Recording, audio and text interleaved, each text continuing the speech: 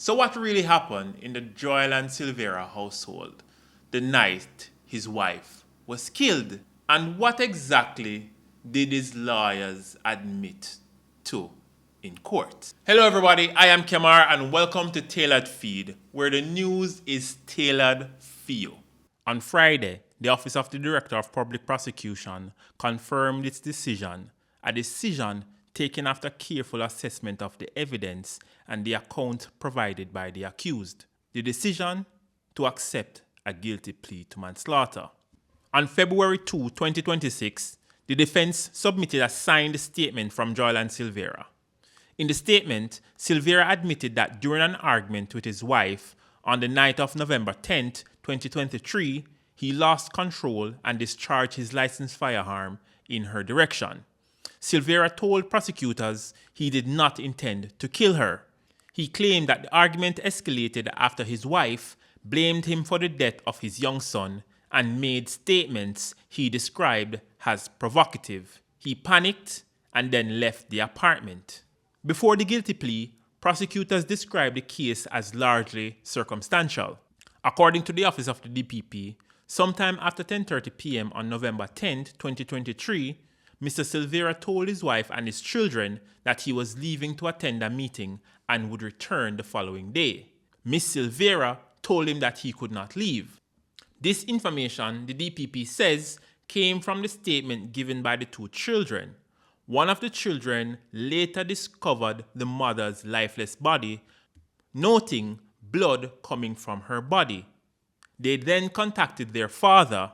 According to witness statement, Mr. Silvera then called the Stony Hill police station while on his way home. When he arrived, he went into the bedroom and saw his wife sitting, her head leaning forward. A police arrived at the scene, entered the bedroom, and took a photograph of the body. Mr. Silvera cried out. The officer did not further examine the body because Silvera was crying. The police noted that Miss Silvera had no known medical condition and a post-mortem was ordered to determine the cause of death. This despite a pool of blood being presented at the scene. A pathologist later determined that Melissa Silvera sustained 3 gunshot wounds, one to the right thigh, one to the lower abdomen, and a superficial wound to the abdomen. So when detectives returned to the premises on December 16, 2023, they noticed a few changes. The floor had been retiled, furniture appeared to have been sprayed over, the mattress had been replaced with new ones, and the walls repainted. And when Mr. Silvera was questioned about these matters, he said that he was not aware that he could not make any changes to the bedroom. Really? So you might be wondering, with all this information being provided, why did the court accept a manslaughter?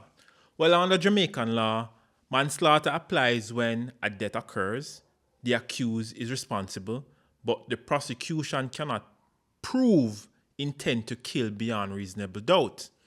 After reviewing the circumstances, the prosecution accepted that this was a domestic dispute that escalated rather than a calculated act. The court therefore accepted the plea. This really and truly highlights how domestic disputes, if you want to call it that, happens in Jamaica.